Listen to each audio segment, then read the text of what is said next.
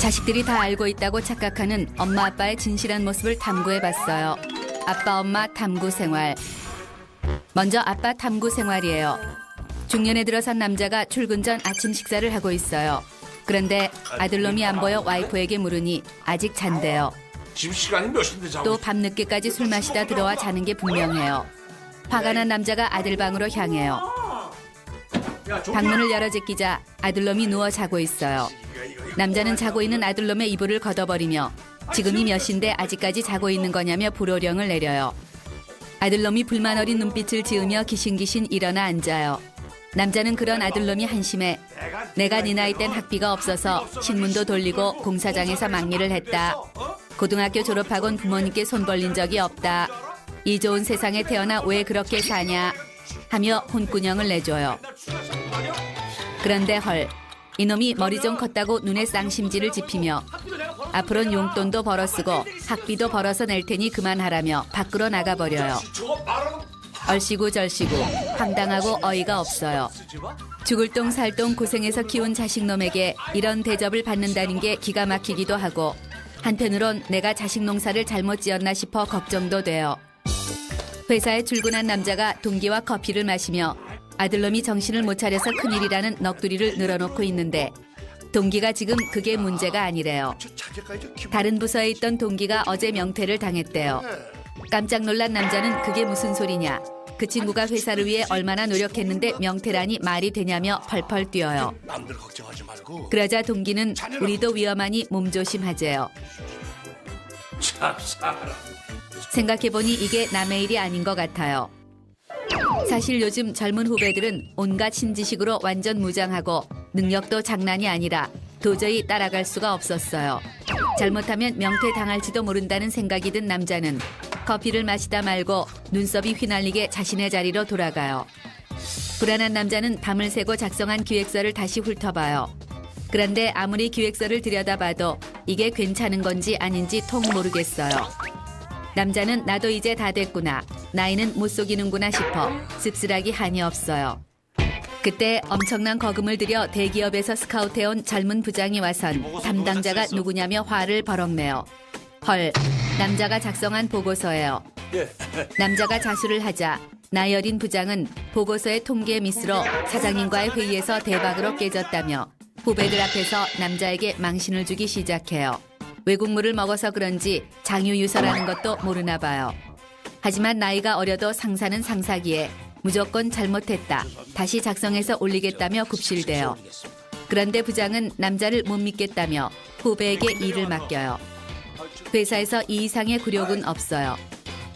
하지만 그보다 더 굴욕적인 건 남자가 며칠 밤을 새며 했던 일을 후배가 단 몇 시간 만에 완벽하게 해내는 거예요.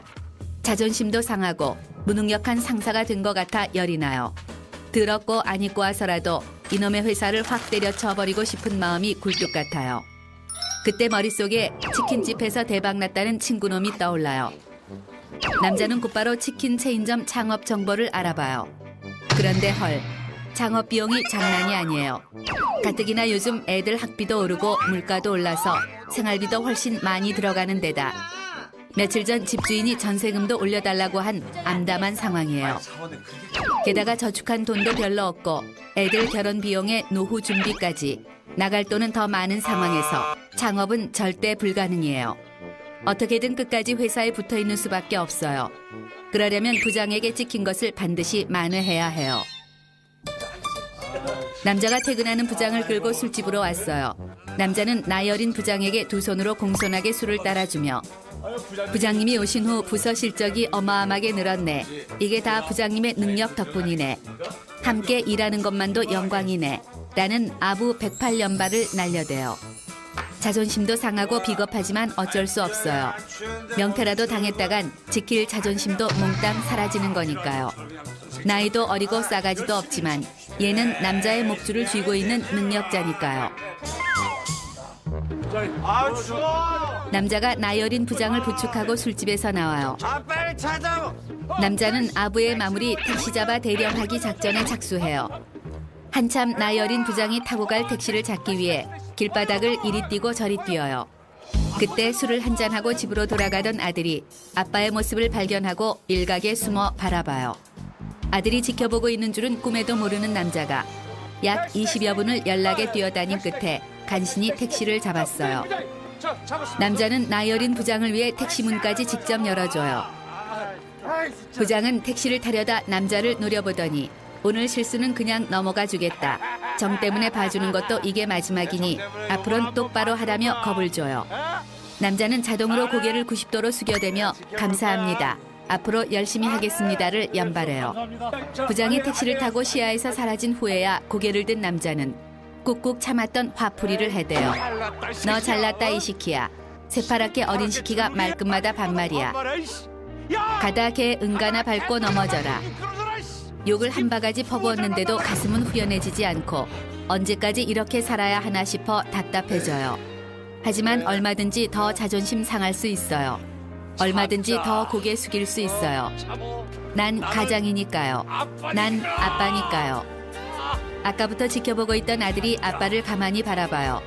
언제나 강하고 큰 산 같았던 아빠의 뒷모습이 오늘따라 그렇게 쓸쓸할 수가 없어요.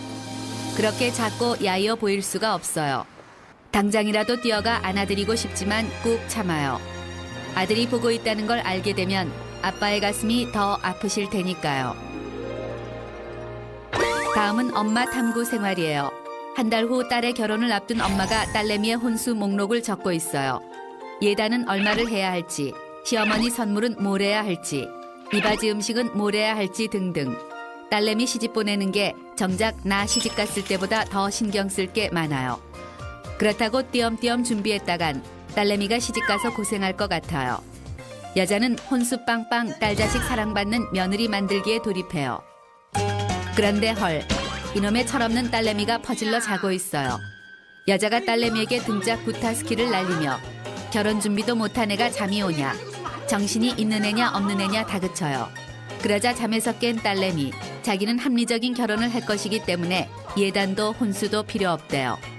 여자는 문득 딸내미가 엄마의 주머니 사정이 힘들까봐 괜히 저러는 건 아닐까 하는 생각이 들어요. 너무 비싸고. 이때 여자는 무능한 엄마가 된 듯한 기분에 열불이 나며 화딱지가 나기 시작해요. 여자는 딸내미의 등짝을 불바다를 만들며 내가 그것도 못 해줄 것 같냐. 난 다 해줘서 보낼 거니까 그딴 소리는 개나 줘버리라며 소리를 질러요.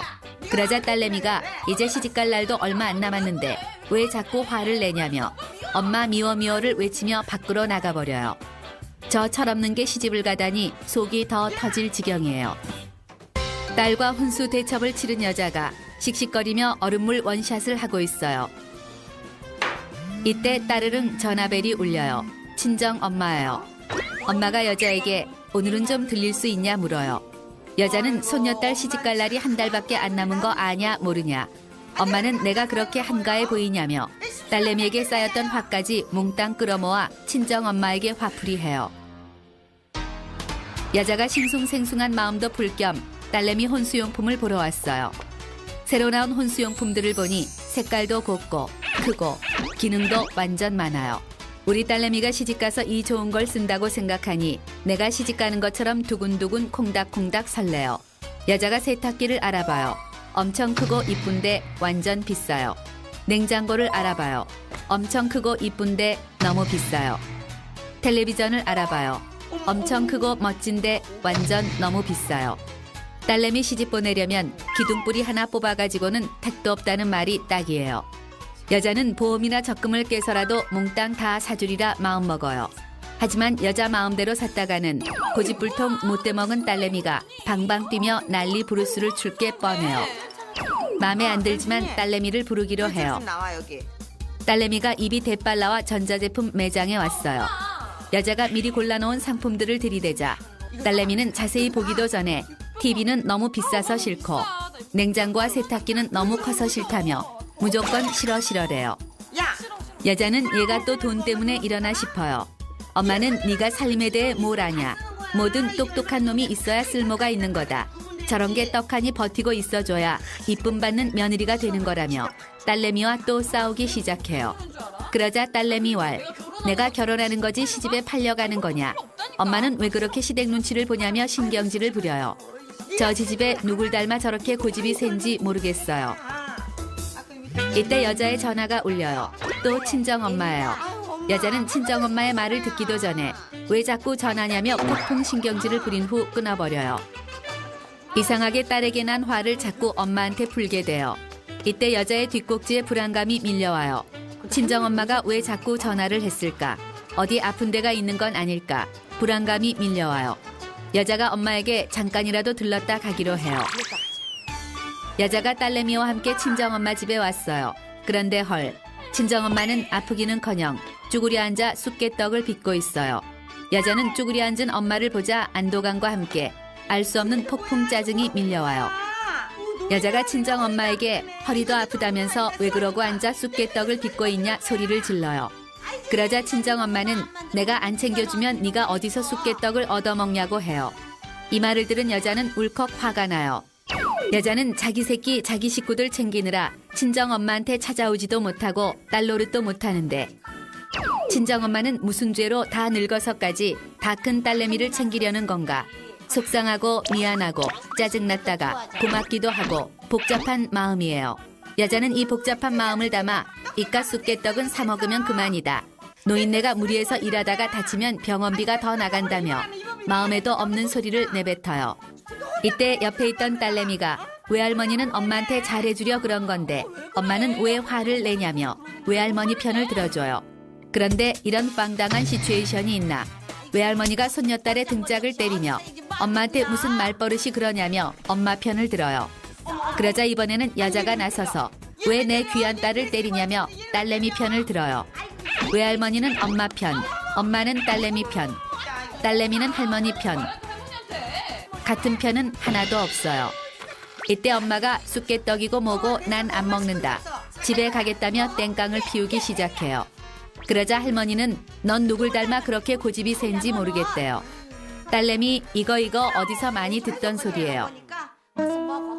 이때 외할머니가 쑥개떡과 함께 꼬깃꼬깃한 쌈짓돈을 건네줘요. 엄마가 이게 뭐냐고 묻자 애기 시집 보내는데 보태라며 이것밖에 못해줘서 미안하대요. 엄마까지 왜 이러냐. 나 돈 있다. 엄마나 고생하지 말고 맛난 거 사 먹어라. 거절하자. 외할머니는 엄마 말 안 들을 거냐. 좋은 말 할 때 샤랍하고 봉투 넣어라. 막무가내예요.